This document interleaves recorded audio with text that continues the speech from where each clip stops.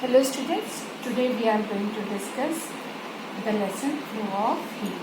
As the name of the lesson flow, so here we are going to discuss how heat transfer from one place to another.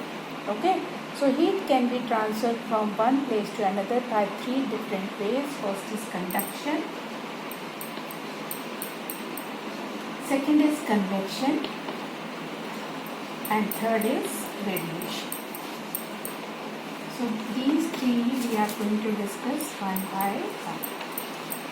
First is conduction.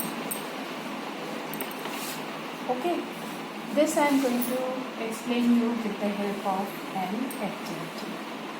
Okay, first what we will do, take an iron rod about 25 centimeter long. This is the stand. We will tie iron rod with this stand. Okay.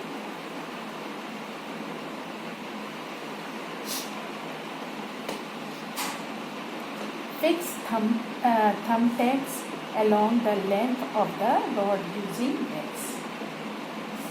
These are thumbtacks. We have fixed it with the help of X.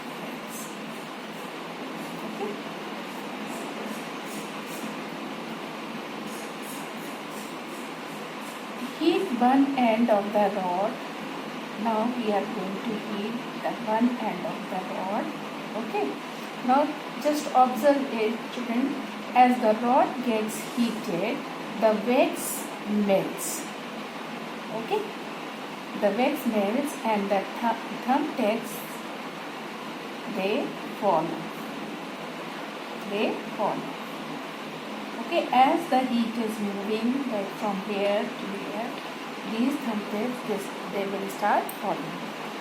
We will find that the thumbtacks nearest to the end being heated falls off first. The farthest thumbtack falls off last.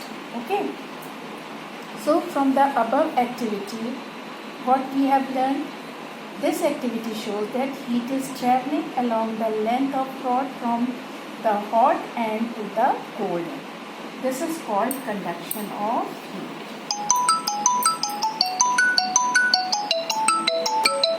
So this is called conduction of heat. Now children, how can we define this? Conduction is the process of transfer of heat in which heat travels from molecules to molecules from the hot end towards the cold end. The molecules themselves do not travel from one end to the other. Only heat moves. Okay, heat is a form of energy, as all you know.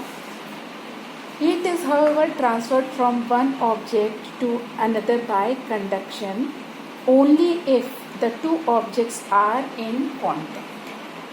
Like these two are cubes, they are in contact. Suppose this is the hotter one. The heat will transfer from this cube to this when it is in contact. If it is lying away, the heat will not transfer. Okay. And second is there is a difference in temperatures. So this is cold and this is hot. Then the heat will transfer. Otherwise both are hot and same temperature, then the heat will not transfer. Okay, so this condition applies. Now children, we are going to discuss conductors and insulators. Some which conduct heat, they are called conductors, and which do not conduct heat, they are called insulators. Conductors and insulators.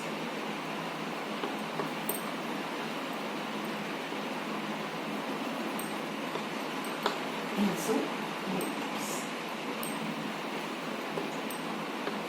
Okay. So conductors, material which allow heat to be conducted through them easily are called good conductors. Example, metals such as iron, copper, silver and aluminium, they are good conductors. In fact, all the metals are good conductors.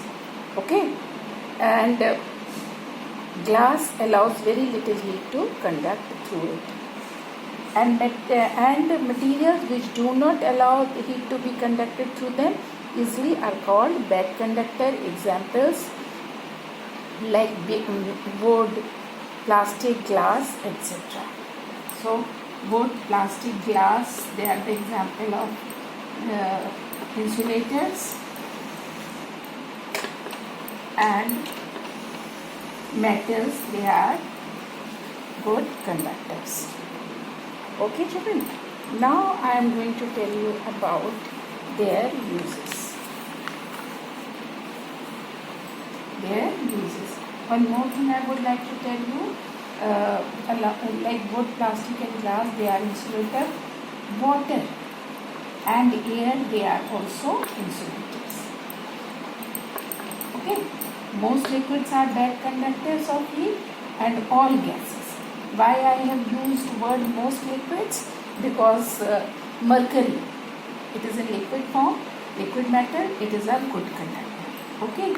Now uses of insulators and conductors.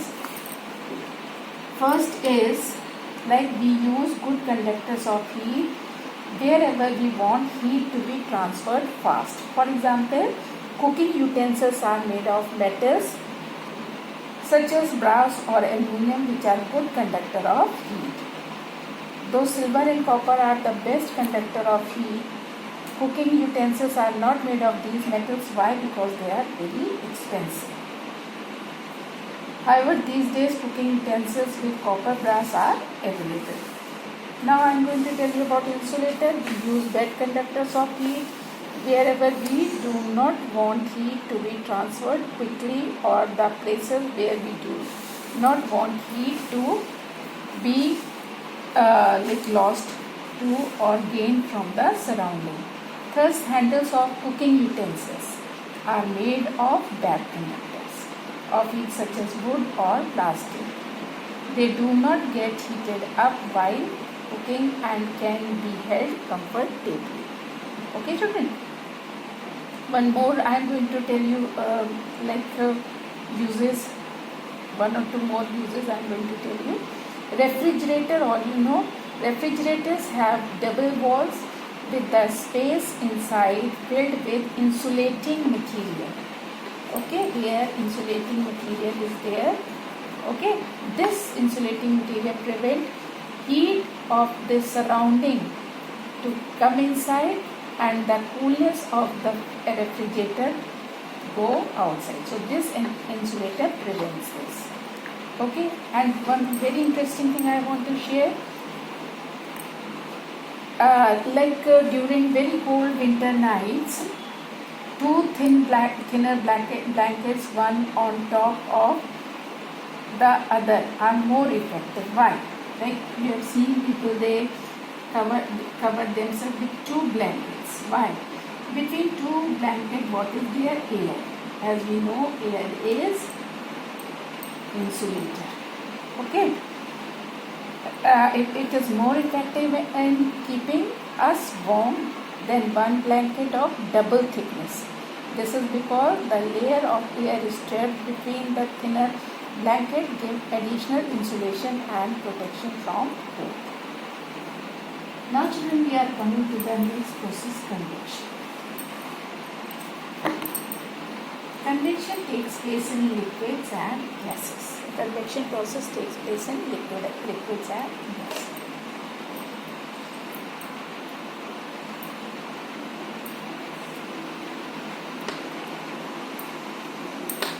Okay, this also I am going to explain you with the help of one activity. What we will do, we will take a beaker.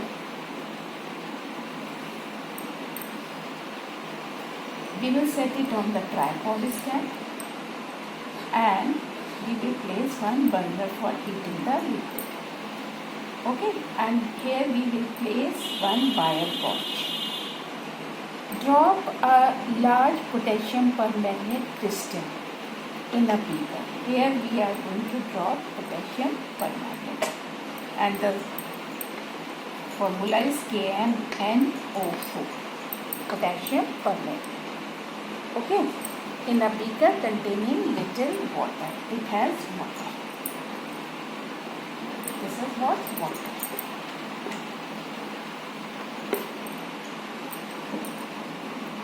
The crystals start dissolving in water and coloring it.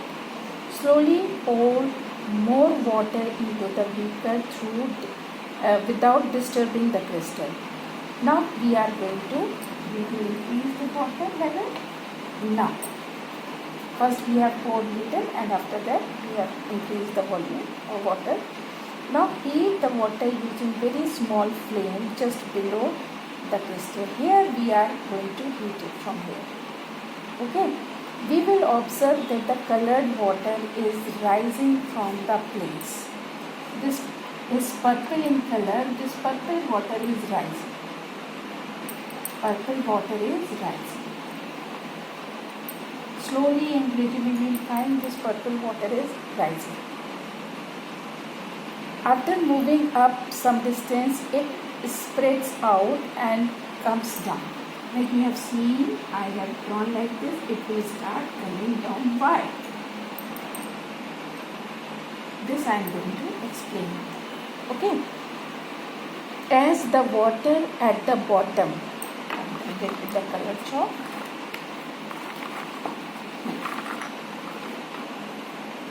So this is potassium permanganate. Then we heat it up. This potassium permanganate, like it already dissolved in water, and this along with the water, it goes up. As the water at the bottom near the crystal is heated, it becomes lighter and rises up. Water, okay, water particle, when they get heat along with potassium permanganate, this water becomes light because it has got energy, it becomes lighter and rises up. The rising water is hot, so its molecules vibrate faster. Water molecules, they vibrate faster and they hit other molecules. They hit other molecules of water, and when they strike other cold molecules on their way up, they pass their energy. They pass their energy. Okay. They are moving up and hitting other cold molecules on their way up and pass on their energy to them. Okay, so they have gone up and they have passed their energy. Now they have less energy. Now they have cooled down. Soon their vibration reduce and the rising water become cold. This water become cold. Okay, and cold water is heavy. As I told you, warm water is light, it goes up, and cold water becomes heavy. The cold water being heavier come down from the side. This will come down from the side. Okay. Again it will take heat and will go up. This process will keep on taking place. Okay.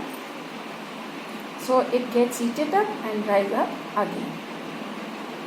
Thus the water molecules themselves move. In this case you have seen water molecules, they have taken energy, heat energy, and they are moving. Okay. Carry heat to the other parts of the water. This constant movement of water is called convection current. These currents are called convection currents. Till we are going to give heat, these convection currents we can see. That is why we have used this current. Okay. And the method of heat transfer is called convection. So what is convection? Convection is the process of transfer of heat in which the heated molecules of a liquid, children, both come in liquids, gases also, like fluid, the fluid may both will come, liquid as well as gases. So convection is the process of transfer of heat in which the heated molecules of liquid or gas themselves move to carry heat from the hot region to the cold region. Okay, clear? So that's all, children.